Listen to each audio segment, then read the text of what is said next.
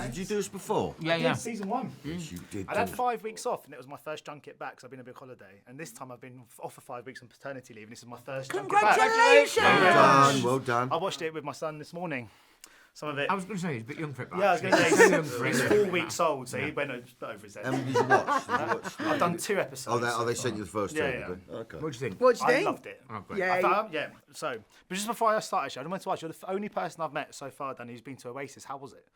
It was a beautiful Was thing. it? God, it looked so good. Some of the clips. Yes, it was powerful, mate. As you can tell. Yeah. Yeah, I got very carried away with myself. I think that was the one to go to, the first one, seeing him come out. But it was beautiful, yeah, I loved it. Oh, God, did either of you get tickets? I didn't. I was in the Great War as well, but I didn't. But I have now got them. You? Yeah, my friend is having a baby and he can't go. So wicked. Perfect. Yeah. Amazing. Wembley. I love I was in the Great War. Yeah. I think the I Great War might have didn't been get World War dressed all day. No, the other Great No, War. the other Great War. The Ticketmaster War, yeah. So when I was watching this series, which because I felt the first one, I loved all the kind of sort of actiony, kind of dramatic scenes, and it was really funny. Maybe it's just me. I'm not sure if it says something about where my head is at the moment, but I found it to be something quite inherently sad about some of these characters in the show. I just wondered, is that something that was very much intended from the kind of script phase, or is that something that sort of develops and evolves as you're shooting and as you're kind of in the editing process? Yeah, I think that's like my taste is that I want really funny with like a little undercurrent of bleak.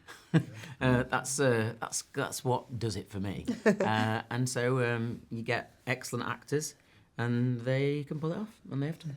That's what makes it funny, because they're so, they're all over the place, these characters, and they're constantly lying to each other.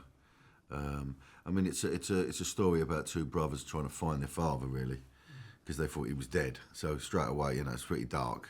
And of course got Kirsty as well, who's, starting to get into a bit of dominatrix. What can we say? A bit of bondage, Yeah. bit of bondage Yeah, a on the little phone. bit of light BDSM, yeah. Which again, in a way, it's quite dark if you think about it. But And even when we first met Glenn and Kirsty and Lee, it's like their situations were pretty sad from the off, even though maybe they didn't want you to know that. But I remember being really sad about their relationship at the beginning, even. So, yeah, I think you're bang on. Yeah, because Harry, I mean, you obviously won Big Boys as well, which Yes. which I just think is such a special show, and I think Jack Rook is just a complete genius. But you have this real ability for comedic flair, but even in that, it's constantly undercut with real humanity. Is that like a challenge as an actor? Does that come to you quite naturally? It's my favourite thing. No, I think it's just life. Like, life is really sad and really funny all the time, and it's my favourite place to be is in both of those things. Yeah. we need to laugh at the moment. I mean, it's a lot going on. Yeah. Everything's quite heavy, and so this is the perfect bit of escapism. I think this show. Absolutely. Because when you sort of turn up for a second season, obviously the first season, it's all quite new. You're still you're sort of getting to know the character, you're getting to know the kind of crew, and also just seeing what audiences might think of it is always a bit of a mystery, I suppose. Yeah. When you turn up to a second season, is there a kind of new sense of kind of confidence, but also just assurance when you're there that you kind of know your way around everything in a way? Yeah. Definitely. Yeah, but there's a bit of nerves as well, because you think, was that a fluke? You know what I mean? Like, can we carry it on and keep that energy and keep it sort of the same, because you don't want to change it too much, because people fell in love with the characters for a certain reason. So, but also you can't make the same show.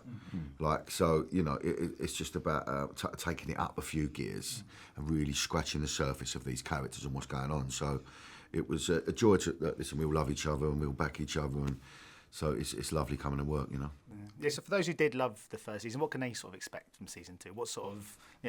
I'd say it's gone up a gear in terms of it's a bit unhinged.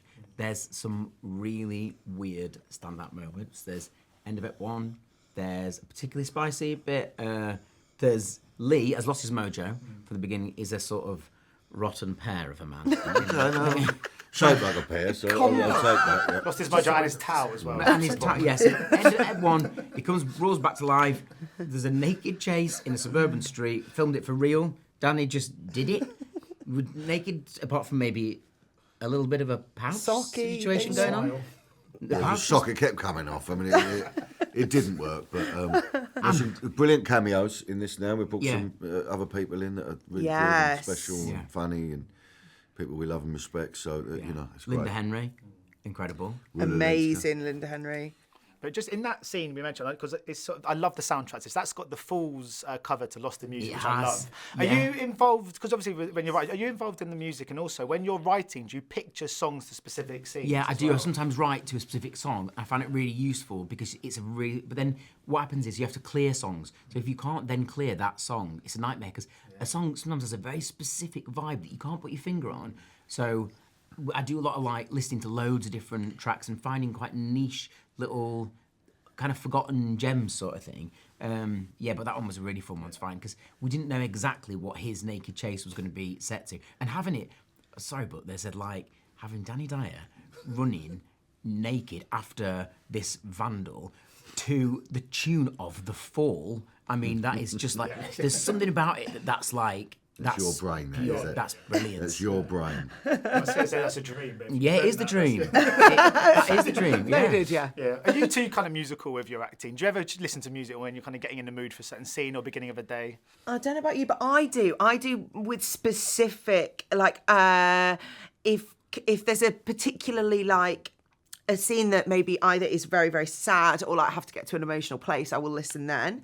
But also with Kirsty, it's a really helpful thing. Like, I think with some characters it is, and some characters it doesn't. You don't use it as much.